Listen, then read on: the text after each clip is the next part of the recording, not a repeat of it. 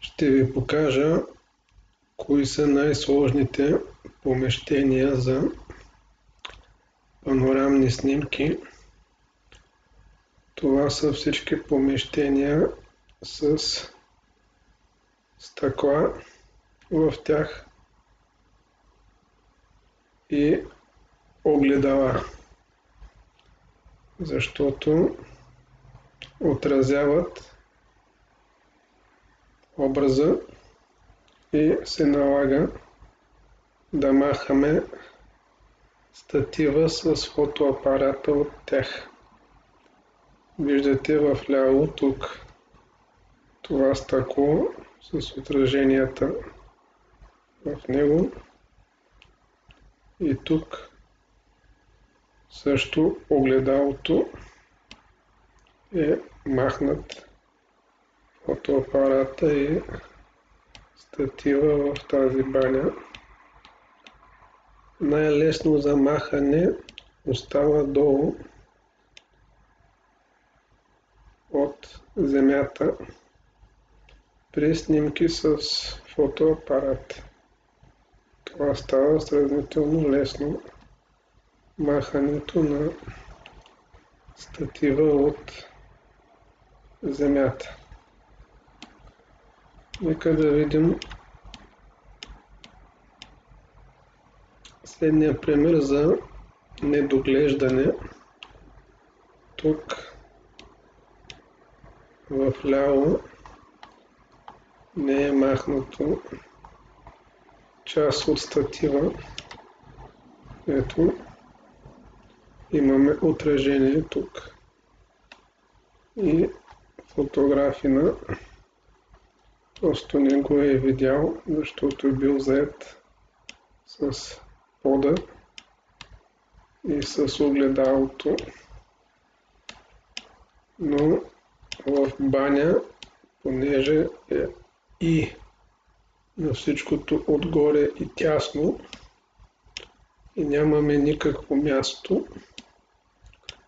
и имаме повече работа, повече неща за махане, освен от земята. Това тук се маха лесно в Photoshop. По този начин, преди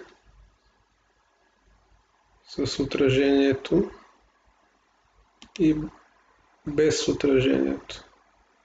По този начин става махането в Photoshop. Всички други програми не могат, нямат възможност да махат части от панорамни снимки. Само Photoshop. Това е с махнатото отражение на тази част на статива.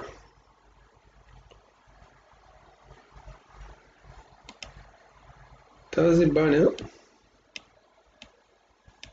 тук отражението е много лесно за махане, защото имаме цяла врата и от еднородни повърхности е по-лесно махането на статива с фотоапарат.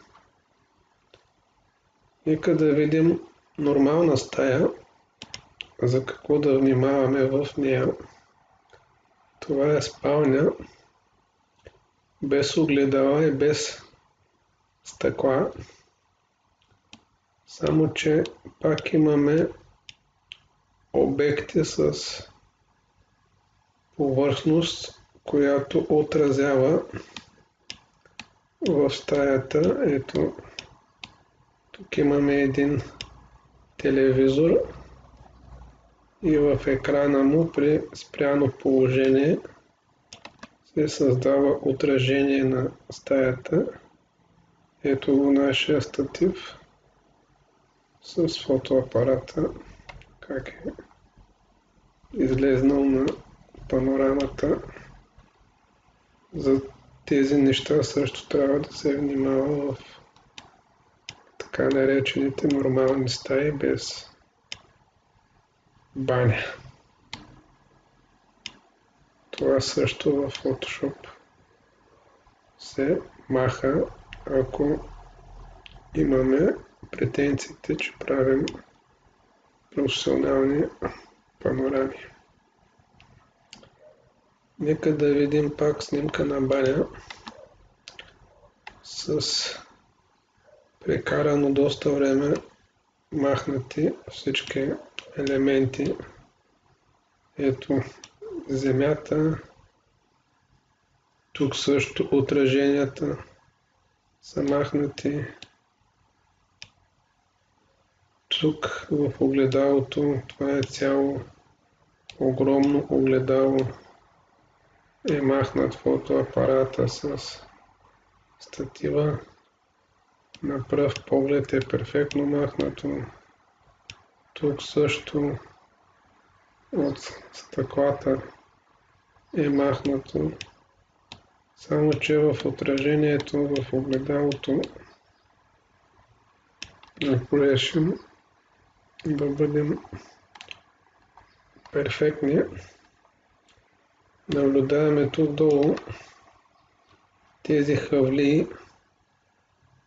Въпросният фотограф не ги е махнал, по-точно не ги е оправил добре в Photoshop. Имаме тук в ляво някакво зверско разминаване от двете части. И тук на това място е бил разположен статива с фотоапарата и при махането тук липсва бутилка шампуан. На това място е била и тук липсва на тази кутия. Ще ви покажа за какво става въпрос. Оригиналните обекти. Ето, запомнете, тук на това място няма шампуан и тук на това място също липсва част от кутията. Ето за какво става въпрос. Тук за тази част и за това шампуанче отгоре. Просто при самото махане тези неща са махнати за по-лесно. Ето как липсват в отражението в огледалото. Пак повтарям, банята е най-сложното помещение за панорамни снимки. Заради многото отразяващи повърхности и тясното пространство. Това е най-сложното помещение. Баня. Благодаря ви за гледането.